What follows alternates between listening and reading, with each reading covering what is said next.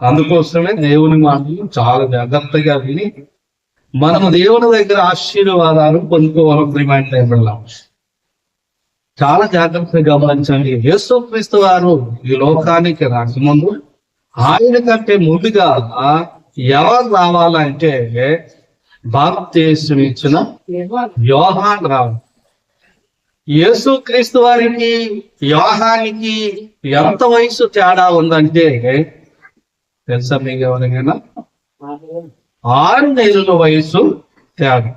ముందుగా యోహాను గారే పుడతారు. 6 నెలల తర్వాత ఈ లోకానికి యేసుక్రీస్తు వారు వస్తారు. అంటే యోహాను గారు యేసయ్య కంటే ముందుగా రావాలి.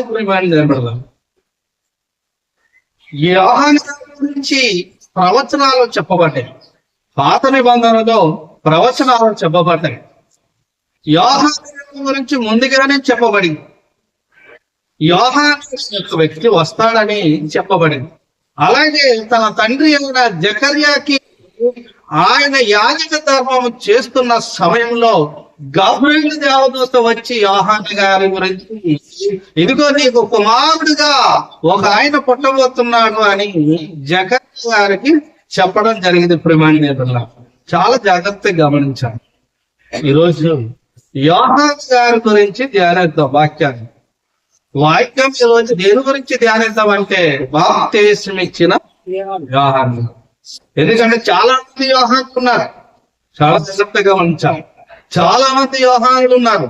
అయితే ఒక్కొక్క యోహానికి ఒక్కొక్క ప్రత్యేకత ఉంది. ప్రేమ అలాగే ఇక్కడ బాప్తిసం ఇచ్చి యోహాను గారికి ఒక ప్రత్యేకత ఉంది. ఆయనది ఏంటి ప్రత్యేకత అంటే ఆయన గురించి పాత నిబంధనలో ప్రవచనాలు చెప్పబడ్డాయి. తర్వాత గబ్రియయేలు దేవదూత యాజకత్వం చేస్తున్న సమయంలో తనతో వచ్చి నీకు ఒక కుమారుడు పుడతాడు, అతనికి యోహాను అని పేరు పెట్టేదవు అని అంత గొప్ప వ్యక్తిగా అతను పిలువబడ్డాడు. ప్రేమాన్ని అయితే నేను ఎక్కడి నుంచి వచ్చాడు అని మనం ఆలోచన చేస్తే బైబిల్లో యోహాను సువార్తలో ఏమని రాయబడిందంటే 1వ అధ్యాయం 6వ వచనంలో ఏమని రాయబడిందో చాలా జాగ్రత్తగా గమనించండి. యోహాను గురించి ఏమని రాయబడిందో చెప్పబడిందా? అందులో దేవుని వద్ద నుండి పంపబడిన ఒక మనుష్యుడు ఉండేను, అతని పేరు ఎక్కడి నుంచి ఇతను పంపబడ్డాడు? దేవుని యొద్ద నుండి పంపబడ్డాడు. చాలా జాగ్రత్తగా గమనించండి. యోహాను ఎక్కడి నుంచి పంపబడ్డాడు ఆలోచన చేస్తే యేసయ్య శిష్యుడైన యోహాను గారు రాస్తున్నారు బాప్తిసం ఇచ్చిన యోహాను గురించి. ఏమని రాస్తున్నాడంటే ఆయన ఎక్కడి నుంచి పంపబడ్డాడని ఆలోచన చేస్తే ఎక్కడి నుంచి పంపబడ్డాడట? దేవుడి వద్ద నుండి పంపబడ్డాడు బాప్తిసం ఇచ్చే యోహాను గారు. చాలా జాగ్రత్తగా గమనించాలి. బాప్తిసం ఇచ్చే యోహాను గారు ఎక్కడి నుంచి పంపబడ్డారంటే దేవుని వద్ద నుండి పంపబడ్డాడట. ఆయన వచ్చి యేసుక్రీస్తు వారి కంటే ముందుగా వచ్చి యేసయ్య యొక్క మార్గమును సరళము చేయాలి. ఈ లోకానికి ఆయన ముందుగా వచ్చి యేసయ్య మార్గమును సరళం చేయాలని చాలా జాగ్రత్తగా గమనించాలి. బాప్తిసం ఇచ్చి యోహాను గారు ఎక్కడి నుంచి వచ్చారంట? దేవుని యొద్ద నుంచి వచ్చారంట. అతను ఆయన గురించి ప్రవచనాలు రాయబడ్డాయి.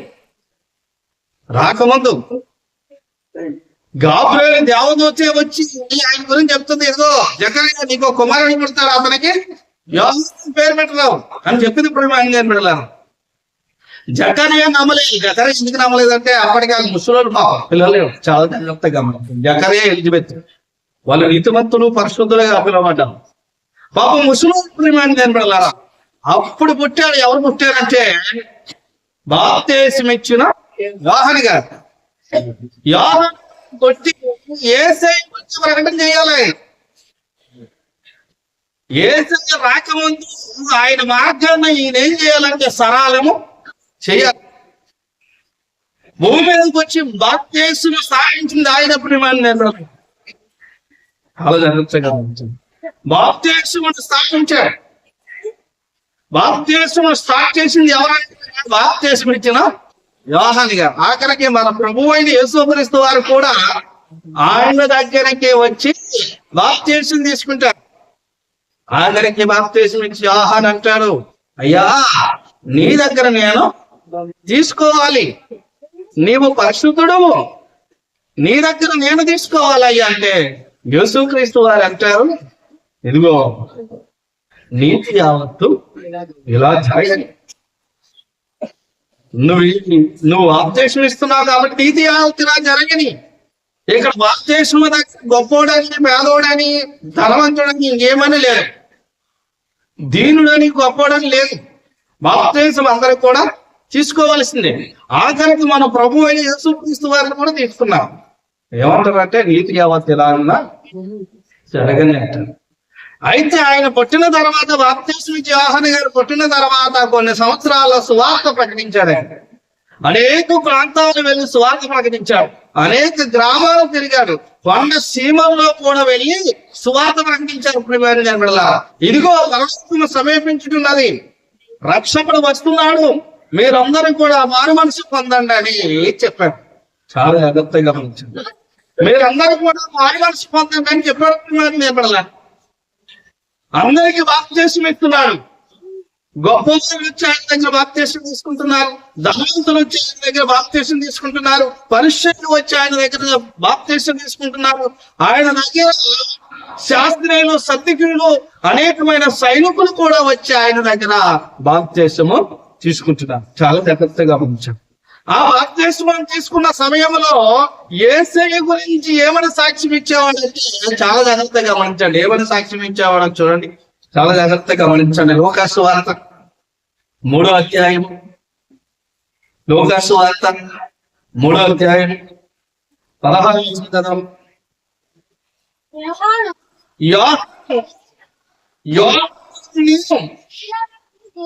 నేను నీకు బాప్తీసం ఇచ్చుచున్నాను, అయితే నాకంటే శక్తివంతుడు ఒకడు వచ్చుచున్నాడు, ఆయన చెప్పులను విప్పుటకు నేను పాత్రుని కాను, ఆయన పరిశుద్ధాత్మలో అగ్నితోని మీకు బాప్తీసం ఇస్తాడంటున్నాడు. యోహాను గారు యేసు గురించి, యేసయ్య గురించి సాక్ష్యం చెప్తున్నాడు. బాగా అర్థం చేసుకోవాలి.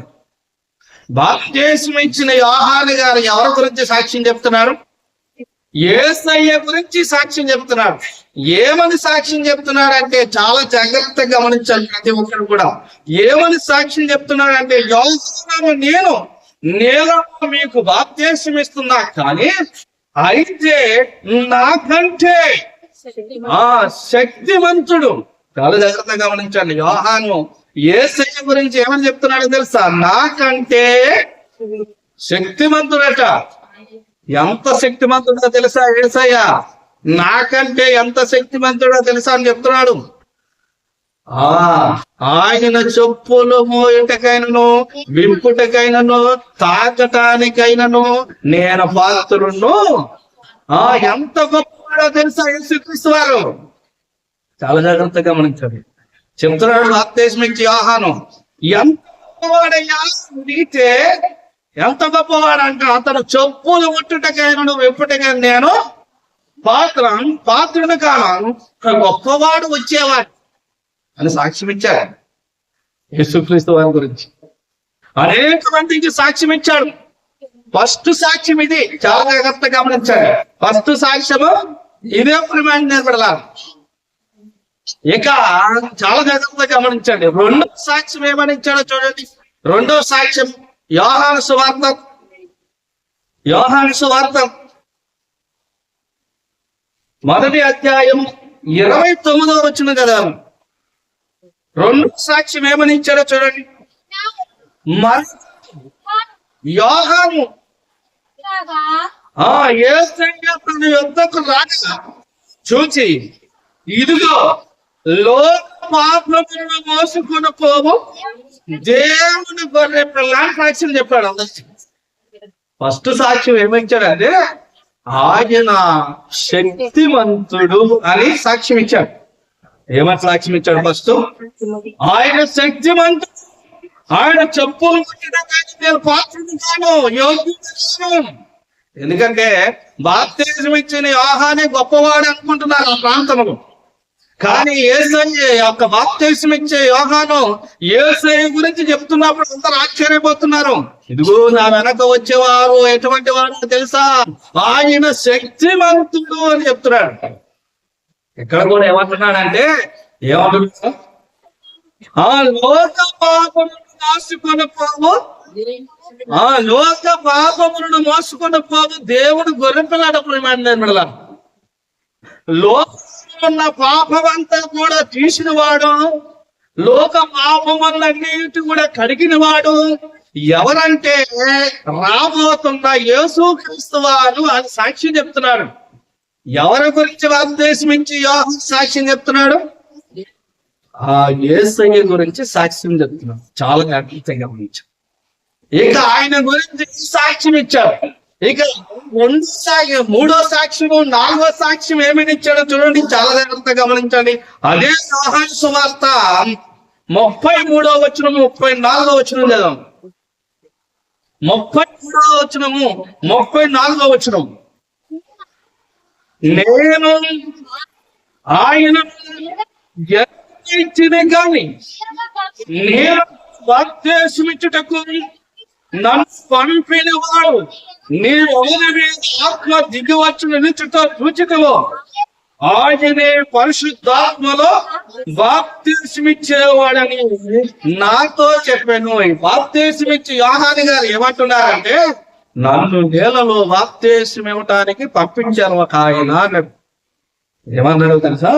నన్ను నేలలో బాప్తిసం ఇచ్చుటకు పంపిన వాడు చెప్పాడు. ఎవరు పంపించారనుకున్నారు? ఆయన ఎవరు పంపించారని రాసుకున్నాం, ఫస్ట్ చదువుకున్నాం మనం. దేవుడు పంపించాడు.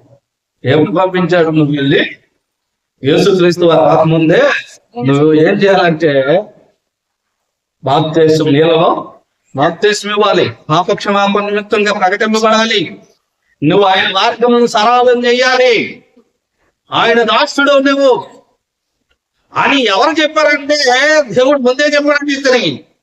చాలా జాగ్రత్తగా గమనించాలి. ఏమంటున్నాడు? మళ్ళా చదవమని. ఏమంటున్నాడు?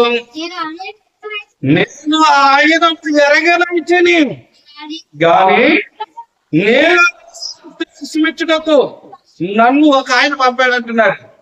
నన్ను పంపిన వాడు నీవెవరి మీద ఆత్మ దిగి వచ్చుట చూచుతావా ఆయనే పరిశుద్ధాత్మలో బాప్తిసం ఇచ్చేవాడని నాతో చెప్పాడు. నన్ను ఒక ఆయన బాప్తిసం ఇవ్వడానికి, నీళ్ళలో బాప్తిసం ఇవ్వడానికి పంపించాడు. చాలా జాగ్రత్తగా గమనించాను. బాప్తిసం ఇవ్వడానికి పంపించాడు. అయితే నెక్స్ట్ మాట ఇంకొక మాట అంటున్నాడు, యేసుక్రీస్తు వారు. ఎందుకంటే బాప్తిసం ఇచ్చి యోహాను అనేక మందికి బాప్తిసాలు ఇస్తున్నారు. అందులో యేసుక్రీస్తు వారు ఎవరో ఆయనకి తెలియదు, మెస్సయ్య ఎవరో ఆయనకి తెలియదు. ఇక్కడ దేవుడు ఏం చెప్పాడట, ఎవరి మీద పరిశుద్ధాత్మ దిగుతుందో ఆయనే పరిశుద్ధాత్మలో బాప్తిసము ఇచ్చేవాడు అని సాక్ష్యం చెప్పాడు. బాప్తిసం ఇచ్చి యోహాను నన్ను పంపిన వాడు ఈ రీతిగా చెప్పాడు అని చెప్తున్నాడు.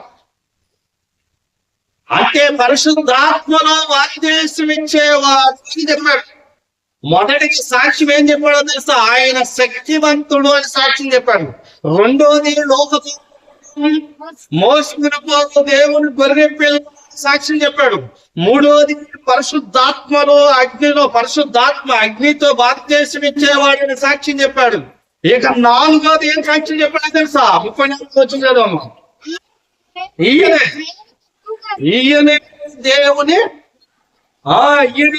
దేవుని కుమారుడని నేను తెలుసుకొని ఇప్పుడు ఆయన ఏం చెప్తున్నాడు అంటే ఈయనే దేవుని కుమారుడని సాక్ష్యం చెప్పాడట. దేవునికి స్తోత్రము కలుగును గాక. హల్లెలూయా. చాలా జాగ్రత్తగా గమనించాం. మొదటి సాక్ష్యం శక్తివంతుడని ఇచ్చాడు. రెండు సాక్ష్యం లోకపాపమును మోసుకొని పోవు దేవుని గొర్రె పిల్ల అని చెప్పాడు. ఇక మూడో సాక్ష్యం పరిశుద్ధాత్మలో బాప్తిసం ఇచ్చేవాడని చెప్పాడు. ఇక నాలుగో సాక్ష్యం ఏమన్నాడో తెలుసా? ఆయనే దేవుని యొక్క కుమారుడు అని చెప్పాడు. చాలా అద్భుతంగా ఎంతో గొప్పగా చెప్పాడు. గురించి ఎంతో ఉన్నతంగా చెప్పాడు యేసయ్య గురించి. బాప్తిస్మిచ్చిన యోహానికి తెలిసినట్లుగా అక్కడ ఉన్న ప్రజలకి ఎవరికి కూడా యేసయ్య గురించి తెలియదు. అంత గొప్పగా బాప్తిస్మిచ్చి యోహాను చెప్పాడు. చెప్పిన యోహాను గారు ఏమన్నారో తెలుసా? మత్తయి సువార్త 11వ అధ్యాయం 2వ వచనం. మత్తయి సువార్త 11వ అధ్యాయం 2వ వచనం ఏమంటున్నారు చూడండి. క్రీస్తు చేయుచున్న ఆ కార్యములకు వచ్చి యోహాను శరసాలలో ఉన్నాడట. అంటే చాలా జాగ్రత్తగా గమనించండి. అంటే యోహాను గారిని శరసాలలో వేసేశారు. ఎక్కడ వేసేసారు? తర్వాత ఆయనని తీసుకువెళ్ళి, ఎందుకంటే బాప్తీసాలు ఇచ్చిన తర్వాత అందరికి బాప్తీసాలు ఇచ్చి యేసుక్రీస్తు వారికి ఇచ్చి అన్ని చేసి లాస్ట్ కి ఆయన ఒక అతనిని భయంకరంగా మాట్లాడాడు. ఏ రోజు ఆ మాటల వలన ఆయన తీసుకెళ్లి ఎక్కడ వేసేసారో తెలుసా? ఉదాహరణ ముందు అది చదువు. ఏం చెప్పాడో చూడండి. ఎటో దగ్గరికి వెళ్ళి ఏం చెప్పాడో ముందు అది చదవండి. లోకస్ వార్త 3వ అధ్యాయము 19వ వచనం ఏమన్నాడో చూడండి. చాలా జాగ్రత్తగా గమనించండి.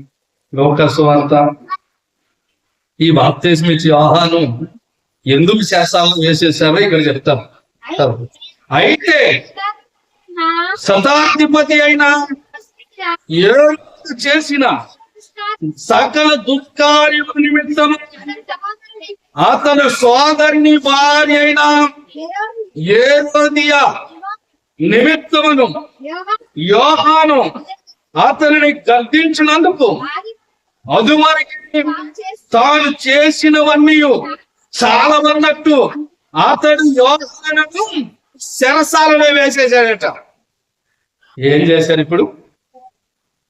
యోహాన్ని ఎక్కడ పడేశారు? బాప్తిస్మం ఇచ్చి యోహాన్ని ఎక్కడ పడేశారో తెలుసు? ఇప్పుడు శరసాలలో వేశాడు. ఎందుకు వేసేసారో తెలుసా?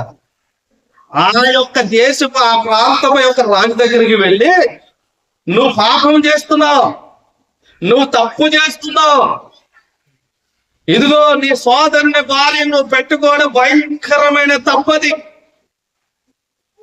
నువ్వు విడిచిపెట్టవా అని గట్టి గద్దించాడు. ఎక్కడికి వెళ్ళి? ఏ రోజు దగ్గరికి వెళ్ళి గట్టి. అయితే ఏ రోజు అప్పటిగా దేశ ప్రాంతానికి రాజుగాను శతాధిపతిగాను ఉన్నాడు. పులిమాని నేను వెళ్ళాను. బాప్తిస్మం ఇచ్చి యోహాను మాట ఎక్కడి నుంచాడు? అతను ఆల్రెడీ పదవి ఉంది అతనికి. చాలా జాగ్రత్తగా గమనించాడు. పదవి ఉన్నాడు, నువ్వు వెళ్ళి చెప్పావనుకో పాపం మానేరంటే విన్నాడు. డబ్బున్నోడి దగ్గరికి వెళ్ళి నువ్వు పాపం మానేరంటే వాడు విన్నాడు. నువ్వెంత నేనంత ఒక మాట. చాలా జాగ్రత్తగా గమనించాడు. యోహాను గారు బాప్తిస్మం ఇచ్చి అందరిని గద్దించి లాస్ట్ కి ఆ దేశ రాజును కూడా గద్దించాడు ఆయన. చాలా జాగ్రత్తగా గమనించాడు. వాడు ఎక్కడించాడు? వినడం. ఎందుకంటే ఆడు పాపానికి పడిపోయాడు. పాపానికి అలవాటు పడిపోయాడు కాబట్టి వాడు ఎక్కడించాడు? వాడు వినడం. ఆల్రెడీ అతనికి ఏమందంటే గొప్ప పదం ఉంది. నువ్వు సామాన్యుడు వెళ్ళి చెప్పి తింటాడా? అంత మాట నన్ను అంటావు అనుకుని ఎక్కడ పడేసాడు? అతను తీసుకెళ్ళి చెరసాలలో వేసేసాడు. ఇప్పుడు చెరసాలలో వేసిన తర్వాత వినిపించడానికి ఎవరు రావాలి? ఆయన శిష్యులు వస్తున్నారు, వెళ్ళిపోతున్నారు. ఎవరో కొంతమంది ఆయన వినిపించడానికి వస్తున్నారు, వెళ్ళిపోతున్నారు. ఇంతగా ఆయన ఎవరిని గద్దించాడంటే ఒక సైనికుని కాదు, ఒక సామాన్యమైన వ్యక్తిని గద్దించలేదు. ఆల్రెడీ దుర్మార్గుడు, సకల దుష్కార్యాలు చేస్తున్న వ్యక్తి వాడు. ఏ రోజు ఎటువంటి వాడంటే దుష్కార్యాలు, భయంకరమైన పాపాలు చేస్తున్నాడు. ఇంత పాపాలు చేసి వాడు ఏ పూజేసుల్లో ఉన్నాడు తెలుసా? ఏ పూజేసుల్లో ఉన్నాడు? ఒక్క పదవి చేస్తున్నాడు. ఇప్పుడు నువ్వు వెళ్ళి చెప్తే వినడు. చాలా జాగ్రత్తగా గమనించండి. ధనవంతుడికి డబ్బులున్నవాడికి రానా ఇది చర్చికి రానంటే వినడు. వాడు డబ్బులు చూసి అతిశయపడతాడు. వాడుకున్న కోట్లు చూసి అతిశయపడతాడు. అంబానీ దగ్గరికి వెళ్ళి నువ్వు వెళ్ళి చర్చికి వస్తావా అంటే వస్తాడా? నీ చర్చిలో ఉన్న వాళ్ళందరినీ కొనేస్తాడు. అంత డేంజర్, చాలా జాగ్రత్తగా గమనించాను. ఎందుకు రావాలంటే ఆయన డబ్బును చూసి నిలబడారు. ఈ లోక యొక్క జీవితంలో డబ్బును చూసి రారు, అదొక గర్వం, అహంకారం. పదవిని చూసి ఏ రోజు చేస్తున్నాడో తెలుసు, అహంకారం నిండిపోయాడు సకల దుష్కార్యములను. ఈతను ఎవరితో పెట్టుకోకూడదు అనుకున్నా వాళ్ళతోనే పెట్టుకున్నాడు. ఆ దేశపు రాజు, ఆ ప్రాంతపు రాజు దగ్గరికి వెళ్ళి, ఇదిగో నీ సహోదరుని భార్యలో పెట్టుకోవడం తప్పు, విడిచిపెడతావా అని గట్టిగా దించాడు. వెళ్ళి నన్ను అంతమందిలో అంత మాట అంటావా అనుకొని ఏం చేశాడమ్మా? మనం ఎవరి దగ్గరైనా వెళ్ళి మాట్లాడినాం అనుకో, డబ్బులు ఉన్న వాళ్ళ దగ్గరైనా, లేదంటే వాడు మారడు, అవసరమైతే మనలే తప్పదు. ఎందుకంటే అంత దుర్మార్గమైన మనుషులు. ఎవరో ఒక కోటీశ్వరుడి దగ్గరికి వెళ్ళి, సిగ్గు నువ్వు తప్పు చేస్తున్నావు, మారుతావా మారబట్టే నువ్వెవడో చెప్పాలి కదా. చాలా జాగ్రత్తగా. ఎందుకు అలా అంటాడంటే వాడి డబ్బులు చూసి నువ్వెంత అడుగుతాడు. ఈ యొక్క వ్యక్తి బాప్తిస్మిచ్చి యోహాను గారు ఏం చేశారో తెలుసా? డైరెక్ట్ హెరోదునే తీసుకున్నాడు. అయితే పాపం ఆయన చెరసాల వేసేస్తాడు అనుకోలేదు యోహాను గారు. తీసుకెళ్ళి ఎక్కడ పారేశారంటే చెరసాల పడి. ఇప్పుడు ఏమైపోయిందంటే ఎవరికి అని ఎదురు చూశాడు, ఎవరే కాపాడలేదు. లాస్ట్ ఎవరి గురించి అయితే సాక్ష్యం చెప్పాడో ఆయనే కాపాడుతాడని ఎదురు చూశాడు. అందుకోసమే ఏసే చేసే అద్భుతాలు విన్నాడు. ఎక్కడున్నప్పుడు విన్నాడో తెలుసా? చదవం మత్తయి సువార్త 11వ అధ్యాయం 2వ వచనం. క్రీస్తు చేయుచున్న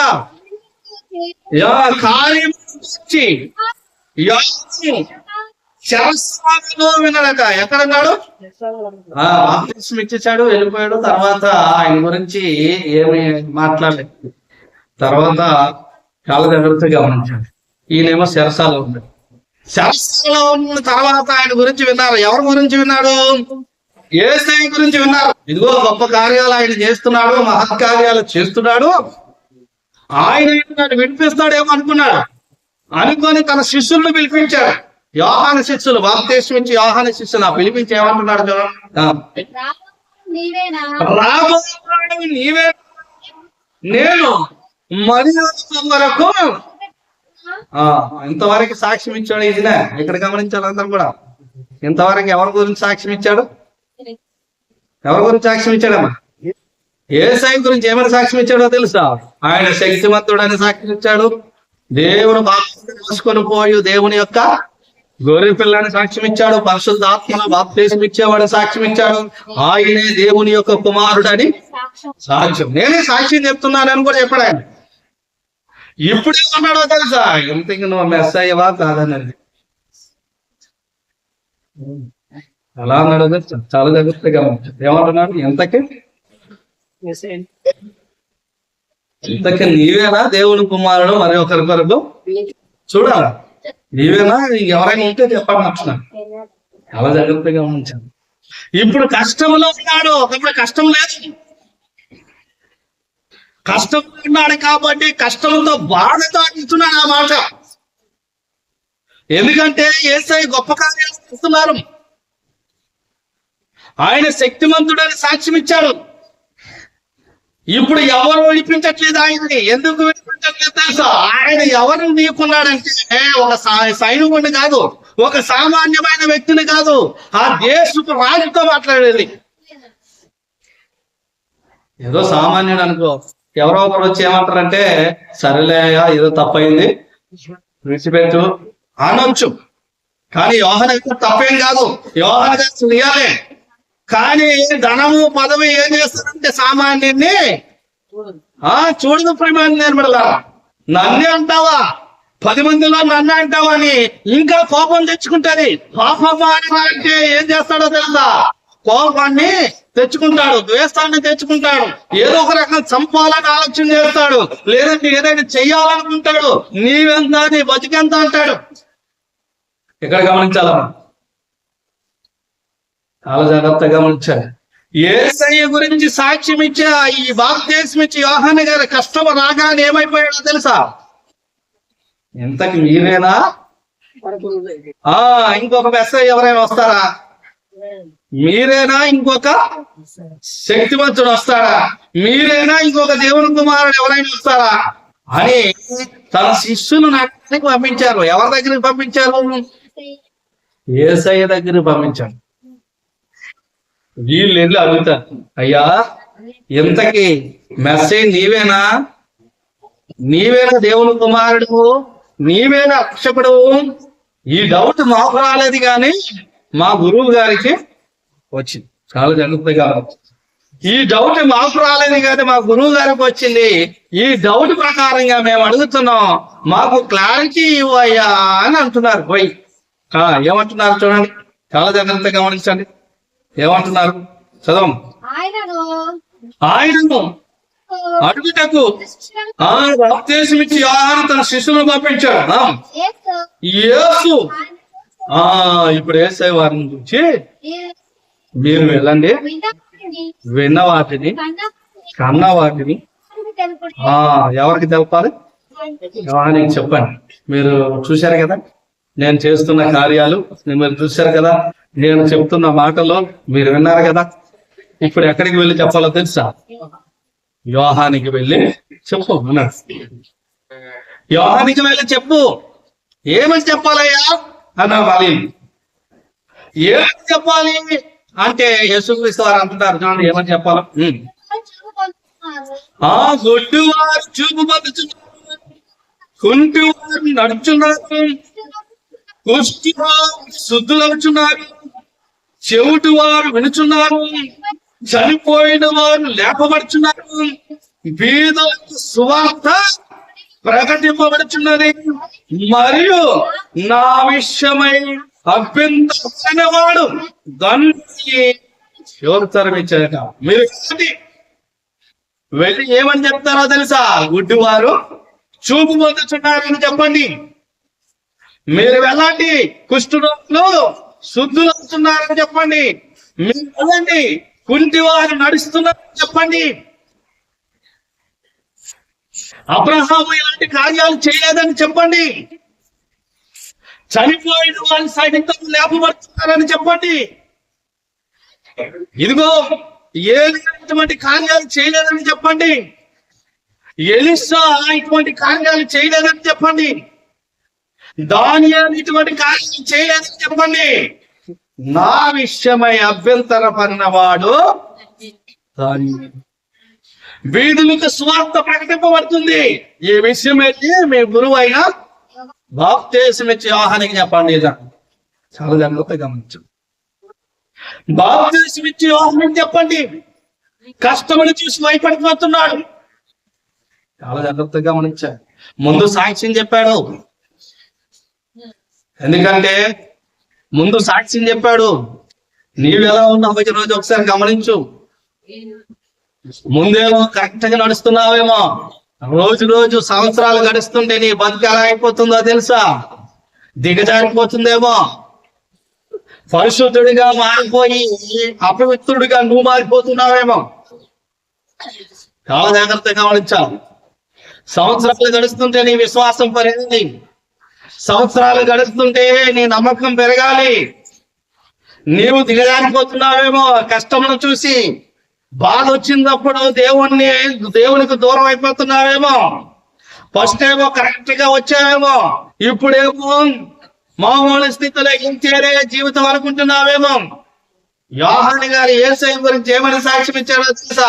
ఆయనే శక్తివంతుడు, ముఖపాపములను మోసుకొని పోయే దేవుని యొక్క గొర్రెపిల్లని సాక్ష్యం ఇచ్చాడు. ఆయన దేవుని కుమారుడు. బాప్తిస్మం ఎలా ఇస్తాడో తెలుసా? నేనైతే నీరులో ఇస్తాను, ఆయన అయితే పరిశుద్ధాత్మతో ఇస్తాడని చెప్పారు. ఇన్ని చెప్పిన వ్యక్తికి కష్టం రాగానే ఏమైపోయాడో తెలుసా? ఇంతకు మీరేనా వేరే వాళ్ళు వస్తాం. యోహాను చెరసాలలో ఉన్నప్పుడు యేసుక్రీస్తు వారు ఏం చేశారో తెలుసా? అది విన్నారా? విన్న తర్వాత అక్కడ ఉండకుండా వెళ్ళి మత్తయి సువార్త 4:12 యోహాను చెరపట్టబడినని యేసు విని గలిలయకు తిరిగి వెళ్ళిపోయారట. ఏం చేశారు యోహాను యేసయ్య ఏం చేశారు? ఇప్పుడు యోహాను చెరసాల్లో ఉన్నాడని విని గలిలయకి వెళ్ళిపోయారు. నీ వీధే నాది చాలా జాగ్రత్తగా గమనించండి. యేసుక్రీస్తు వారు ఏం చేశారో తెలుసా? అక్కడ యోహాను గారేమో ఇదిగో నన్ను ఎవరు కాపాడకపోయినా యేసయ్యను కాపాడతాడు అనుకున్నారు. కాపాడతాడు, చాలా జాగ్రత్తగా గమనించండి. మన ప్రభు అయిన యేసుక్రీస్తు వారు గొప్ప వాళ్ళు, ప్రియమైన నువ్వు బాధల్లో ఉన్నప్పుడు, కష్టంలో ఉన్నప్పుడు విడిచిపెట్టే దేవుడు కాదు. కానీ యోహాను మమ్మల్ని కాపాడు, చాలా జాగ్రత్తగా. నిన్ను నన్ను కాపాడినా యోహాను గారిని మాత్రం కాపాడు. ఎందుకు కాపాడు అనుకున్నారు? చాలా జాగ్రత్తగా గమనించాలి. అసలు వినే వెళ్ళిపోయారట ఆయన. ఏమన్నా మళ్ళా చదువు. చెరపట్టబడునని యేసు విని గలిలయకు తిరిగి వెళ్ళిపోయారట. అసలు ఈ చెరసాల దగ్గరికి వెళ్ళాల్సింది ఆయన వ్యతిరేకంగా వెళ్ళిపోయి. యేసయ్య బహుశా నిన్ను నాకు కాపాడుతారేమో కానీ యోహాను మాత్రం కాపాడండి. ఎందుకు యోహాను కాపాడు? చాలా జాగ్రత్తగా గమనించండి. యోహాను పని అప్పటికి పూర్తి అయిపోయింది. యోహాను ఏ పని మీద వచ్చాడో ఆ పని పూర్తి అయిపోయింది. ఏ పని మీద వచ్చాడు ఆయన? ప్రభువు మార్గమును సరళము చేయటానికి, నీటితో బాప్తిసాన్ని ఇవ్వట కొరకు ఈ పని మీద వచ్చాడు. దేవుని పని మీద వచ్చాడు. అనేక ప్రాంతములను ప్రకటించాడు. ఎవరి గురించి ప్రకటించారంటే యేసుక్రీస్తు వారి గురించి సాక్ష్యం ఇచ్చాడు. ఆయన యేసయ్య గురించి సాక్ష్యం ఇవ్వటం కొరకు, ఆయన మార్గములను సరళం చేయటం కొరకు ఈ లోకానికి వచ్చాడు. చాలా జాగ్రత్తగా బాప్తిసం ఇచ్చేవారు. అయితే యేసుక్రీస్తు వారు వచ్చి యేసయ్య 12 మంది శిష్యులను ఏర్పాటు చేసుకొని ఆయన సువార్త ప్రకటిస్తూ ఉంటే పని లేదు, అయిపోయింది. యోహాను గారి పని అయిపోయింది. ఇంకా ఆయన ఏ పని మీద వచ్చాడో ఆ పని పూర్తి అయిపోయింది. శరణలో నువ్వు చేయవలసిన పని పూర్తి అయిపోతే అక్కడే ఉండిపోతావా? ఇంటికి వచ్చేస్తావా? ఇంటికి వచ్చేస్తావు. ఎక్కడైనా మనం కంపెనీలో పని చేస్తున్నాం అనుకోండి, అక్కడ 8 గంటలు 12 గంటలు పని చేసినప్పుడు పని అయిపోయిన తర్వాత అక్కడే ఉంటావా? ఇంటికి వచ్చేస్తావా? ఇంటికి వచ్చేస్తాం. చాలా జాగ్రత్తగా గమనించాం. ఇక్కడ యోహాను గారి పని కూడా అయిపోయింది. కష్టంలో ఉన్నప్పుడు దేవుడు చూస్తాడు, కానీ యోహాను గారి పని అయిపోయింది. ఇప్పుడు పరదేశకు వచ్చాడు ఆయన. ఇప్పుడు దేవుడికి వచ్చాలి. ఆయన ఎక్కడి నుంచి వచ్చాడని రాయబడింది? దేవుడి దగ్గరికి వచ్చాడు ఆయన. ఇప్పుడు దేవుడి దగ్గరికి వెళ్ళిపోవాలి. అయితే ఈ విషయం ఎవరికి తెలియదంటే బాప్తిసం ఇచ్చే యోహానికి తెలియదు. ఎవరికి తెలుసా? మన ప్రభువు అయిన యేసుక్రీస్తు వారికి. అందుకోసం విడిచి వెళ్ళిపోయారు. భవిష్యత్తు తెలుసు యేసుక్రీస్తు వారికి. యేసుక్రీస్తు వారికి భవిష్యత్తు తెలుసు కాబట్టి ఆయన ఏం చేశారంటే బాప్తిసం ఇచ్చి యోహాన్ని విడిచిపెట్టి వెళ్ళిపోయారు. ఎందుకంటే బాప్తిసం ఇచ్చి యోహాను పని అక్కడికి అయిపోయింది. ఇక అతను వెళ్ళిపోవాల్సిందే. చాలా జాగ్రత్తగా ఉంచారు. బాప్తిసం ఇచ్చి యోహాను విడిచిపెట్టేశాడని మనల్ని మాత్రం విడిచిపెట్టాడు. బాప్తిసం ఇచ్చి యోహానికి ఒక పని పెట్టాడు దేవుడు. ఆ పని పూర్తి చేశాడు. అయితే బాప్తిసం ఇచ్చి యోహానికి తెలియదు, ప్రియమైన నా పని అయిపోయింది, నేను వెళ్ళిపోవాలని ఆయనకి తెలియదు. అయితే ఎవరికి తెలుసా? మన ప్రభు అయినా యేసయ్యకి తెలుసు. కానీ కష్టం వచ్చినప్పుడు డౌట్ పడ్డాడు బాప్తిసం ఇచ్చి యోహాను. అంతవరకు యేసయ్య గురించి సాక్ష్యం చెప్పిన ఆయన కష్టం రాగానే ఏం చేశాడో తెలుసా? డౌట్ పడ్డాడు. నువ్వేనా ఇంకొకరి కోసం? చాలా జాగ్రత్తగా గమనించాలి. యేసయ్య ఏమన్నారంటే నా విషయమై అభ్యంతరపడినవాడు నువ్వెప్పుడు కూడా అభ్యంతరపడకూడదు. యేసయ్య నిన్ను చూస్తున్నాడు. యేసయ్య నన్ను నడిపిస్తున్నాడు. యేసయ్య నన్ను ఆశీర్వదిస్తున్నాడు. యేసయ్యతో నేను నడుస్తున్నాను. యేసయ్య నా కుటుంబాన్ని ఆశీర్వదిస్తాడు. యేసయ్యతో నేను నడిచానంటే పరలోకం నాకు ఇస్తాడు అని నమ్మకం నీలో ఉండాలి. నీవెప్పుడు కూడా అపనమ్మకంలో ఉండకూడదు. అపనమ్మకంలో ఉండకూడదు. కష్టం వచ్చినప్పుడు ఒకలాగా, కష్టం లేనప్పుడు ఒకలాగా భక్తి అనేది కొనసాగించకూడదు. నీకు కష్టం వచ్చినా, బాధ వచ్చినా, సంతోషం వచ్చినా, ఏమొచ్చినా భక్తి ఒకే రీతిగా ఉండాలి. యోబు ఏ రీతిగా ఉన్నాడో తెలుసా? కష్టం వచ్చినప్పుడు అదే భక్తి చూపించాడు, కష్టం లేనప్పుడు కూడా అదే భక్తి చూపించాడు. అన్ని విషయాల్లో కూడా ఒకే భక్తి నేర్చుకోవాలి. కష్టం వచ్చినప్పుడు వేరే మాటలు మాట్లాడకూడదు. కష్టం రానప్పుడు అదే రీతిగా ఉండాలి, కష్టం వచ్చినప్పుడు కూడా అదే రీతిగా ఉండాలి. అయితే బాప్తిస్మం ఇచ్చి యోహాను పాపం కష్టం వచ్చినప్పుడు యేసయ్య మీద డౌట్ పడ్డాడు. అతను పని పూర్తయిపోయిందని ఆలోచన చేయకుండా ఏం చేశాడో తెలుసా? యేసయ్య మీద డౌట్ పడ్డాడు. ప్రేమాన్నిలా యేసుక్రీస్తు వారు అంటున్నాడు, నా విషయమై అభ్యంతర పడిన వాడు. ఈ రోజు నీవు కూడా యేసయ్య మీద ఎప్పుడు కూడా డౌట్ పడకు. నీవు ధన్యుడిగానే ఉండాలి. ఎందుకంటే అభ్యంతర పడిన వాడు ధన్యుడు. ప్రేమాన్ని నిలబడదా. నువ్వు అభ్యంతర పడ్డావనుకో నీవు అన్యుడివి, ధన్యుడు మాత్రం. అభ్యంతర పడకూడదు. ఎప్పుడు కూడా యేసయ్య మీద డౌట్ పడకూడదు. ఆయనే రక్షకుడు, ఆయనే దేవుడు, ఆయన పాపములను తీసివేసే దేవుడు. ప్రేమాన్ని నిలబడలా. చాలా జాగ్రత్తగా గమనించాలి. అందుకోసం ఎవరి మీదైనా అభ్యంతర పడవచ్చేమో గాని యేసయ్య మీద అభ్యంతర పడ.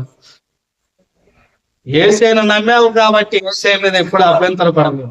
ఆయన నిన్ను ఆదరిస్తాడు, ఆయన నిన్ను ప్రేమిస్తాడు, ఆయన నిన్ను కనికరిస్తాడు, ఆయన నిన్ను ఆదుకుంటాడు, ఉన్నతమైన స్థితిలో నిన్ను పెడతాడు. కానీ బాప్తిస్మం ఇచ్చి యోహానుని ఎందుకు అక్కడ విడిచిపెట్టారో తెలుసా? ఆయన చేయవలసిన పని అనేది అక్కడతో పూర్తయి ఇక ఆయన వెళ్ళిపోవడం. ఆయన ఇక్కడికే కాదు, నీకు కూడా పని ఇచ్చాడు, నాకు కూడా పని ఇచ్చాడు. ఏం పని అంటే యేసయ్యను ప్రకటించడమే గొప్ప పని. ప్రపంచానికి యేసయ్యను పరిచయం చేయడం, యేసయ్యను ప్రచారించడము, నీవైనా నేనైనా అలా ప్రకటించడమే దేవుడు మనకిచ్చిన పెద్ద పని. ఆ పని మనం కూడా జరిగించాలి. ప్రేమాన్ని నిలబడాలి. చాలా జాగ్రత్తగా గమనించండి. ఆ పనిలో ఉన్నప్పుడే నీ యొక్క జీవితం సార్థకంగా మారుతుంది, నీ జీవితం గొప్పగా మారుతుంది. ప్రేమాన్ని నిలబడాలి. చాలా జాగ్రత్తగా గమనించండి. ఎవరి మీదైనా అనుమానం పడండి, ఎవరి మీదైనా డౌట్ పడండి, కానీ యేసుక్రీస్తు వారి విషయంలో డౌట్ పడదు. డౌట్ పడితే ప్రమాదం. ప్రేమాన్ని నిలబడాలంట. చాలా జాగ్రత్తగా గమనించండి. డౌట్ పడితే ప్రమాదం. యేసయ్య విషయంలో ఎప్పుడు కూడా డౌట్ పడకూడదు. ఆయనే మన రక్షకుడని నమ్మాలి, ఆయనే మన దేవుడని నమ్మాలి, ఆయనే మనల్ని కాపాడుతున్నాడని నమ్మాలి, ఆయనే మన పాపములను తీసివేస్తున్నాడని నమ్మాలి. ప్రేమాన్ని నిలబడాల.